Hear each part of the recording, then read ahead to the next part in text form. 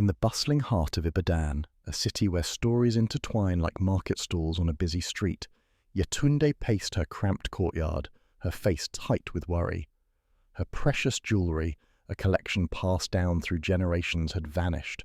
The only person with access was her Aunt Bisi, her father's sister, who often visited unannounced. "Auntie Bisi, did you see my gold necklace? Or the bangles?" Yetunde's voice held a thin thread of hope as she confronted her in the small sitting room. Gold necklace? Which one?" Aunt Bisi waved a hand dismissively. "You young people misplace things and can't even blame yourselves." Yetunde's heart sank at her aunt's evasiveness. Something felt decidedly off.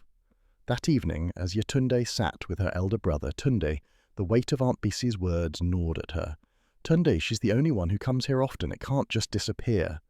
Tunde frowned, his fingers pausing above the math book he was pretending to study. "I know Aunt Bisi likes nice things, but stealing? That's serious, Yetunde." Yetunde decided to confront her aunt more directly.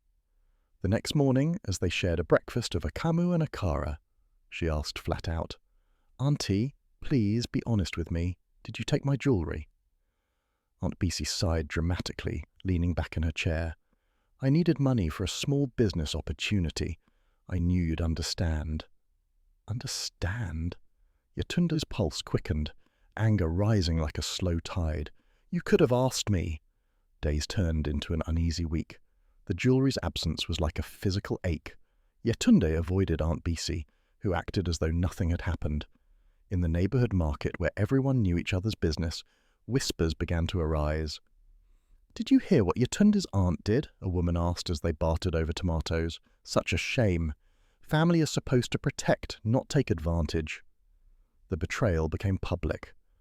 Yetunde could hardly stand the pitying glances, the whispered gossip at every corner she turned. Her mother, who had always urged peace, now looked at her daughter in dismay. "But she's your father's sister, Yetunde. How could she?" Yetunde swallowed her pain, holding back tears. "I don't know, Mama. I thought she loved us." Her father's own reaction was silence, a silence that spoke of disappointment and tightly wound tension. Sitting in the parlour one evening, Yetunde heard him mutter to himself, how could she do this to her own brother's child? Her younger sister, Sade, climbed into her lap, wrapping small arms around Yetunde's neck. "Don't cry, sister." Yetunde found herself withdrawing from friends, too ashamed to face the consequences of her own kin's actions. How could she hold her head up in a city where family meant everything? Sade, wise beyond her years, whispered one afternoon, "Sister, everyone makes mistakes. Maybe she needs help, not anger." But the hurt ran deep, driving Yetunde towards thoughts of retribution. A plan began forming, details slippery but compelling. Maybe a public confrontation, perhaps reporting Aunt Bisi to the elders of the family. Something must be done. She confided in her best friend Kemi over steaming plates of jollof rice. "I just want justice, Kemi. She can't just take what's mine." Kemi nodded, her eyes wide with sympathy. "You deserve to get your things back, Yetunde. What will you do?" Yetunde started making inquiries discreetly. A friend of a friend worked at a pawn shop, and Yetunde needed to know if her jewellery had passed through there. She leaned over kitchen counters, whispering to people she trusted, gathering pieces of a puzzle only she could see. Late one night, Tunde approached her. "I heard from a friend that he saw something familiar at a shop. It might be worth checking." Yetunde's heart fluttered with a mix of hope and fear. "Thank you, Tunde," she whispered, a fierce determination hardening in her chest. The next day she made her way to the shop, her stomach a nest of butterflies. She entered and approached the counter, her voice steady though her hands shook slightly. "I'm looking for some jewellery. It might have been sold here recently." The shopkeeper's eyes flickered with something Yetunde couldn't place. "What do you mean?" Yetunde described the pieces in detail, her voice gaining strength with each word. The shopkeeper nodded slowly, cautious. "Yes, a woman sold them, but I didn't know they were stolen. I'm sorry." Yetunde's stomach dropped. "Is there any way to get them back?" "Usually no, but tell me, why were they important?" he asked, seemingly interested in her story. As Yetunde explained, gaining the shopkeeper's ear, a man entered the shop holding out a small velvet pouch. "I believe these belong to you," he said, his voice calm and kind, though his eyes carried secrets of their own.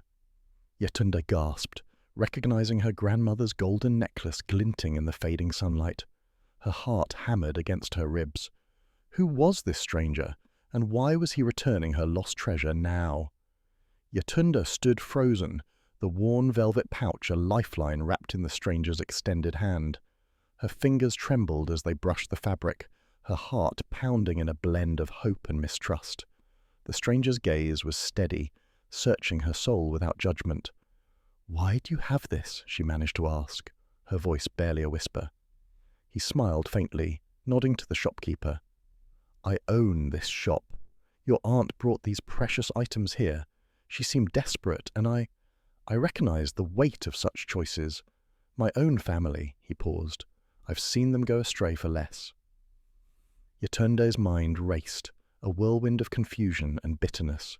The pieces of jewelry in the pouch felt heavily loaded, not just with gold, but with betrayal. "I need to find my aunt," she declared, pushing the pouch back towards him. He held up a hand, solemn. "Revenge will not quiet your heart, child. Trust someone who once stood where you stand now."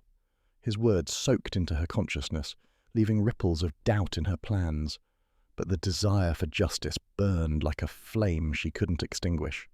Making her way home, Yetunde felt the weight of what she carried.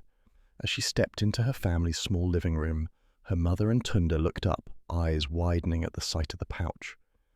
"Yetunde, is that your grandmother's?" her mother gasped, a mix of relief and shock. "Yes, Mama," she replied, her voice strained. "But I have to confront Aunt Bisi. She has to know this can't go on unchallenged." Tunde nodded, a silent agreement that resonated deeply. Her father sat quietly in the corner, his presence like an anchor tethering them all to familial loyalty and yet to pain.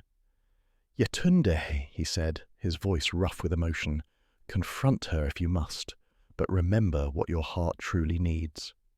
His words hung in the air, a warning and a plea. Yetunde swallowed her response, her mind torn between retribution and reflection. That evening, during the family gathering, Yetunde finally stood before Aunt Bisi.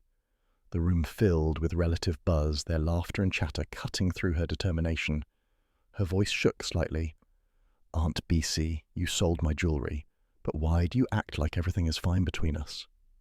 The noise died down, eyes turning towards them. Aunt Bisi's facade of composure faltered, defences crumbling under the weight of truth. Yetunde pressed on, emboldened by Bisi's slip into vulnerability. "You didn't think to ask. We are family. I just want to understand why." Aunt Bisi finally met her gaze, eyes shimmering with unshed tears. "I was ashamed, Yetunde. You deserve better than I could provide, and so I tried. Something foolish." The confession began unraveling Yetunde's anger, bitterness morphing into a leaden sadness. Yetunde's frustration spilled over. "You think I care more about gold than you? You should have asked for help." "I might have said no, but we could have tried." Aunt Bisi hung her head. "I see that now." The air hung heavy, a mixture of sharp pain and muted realization spreading through the room.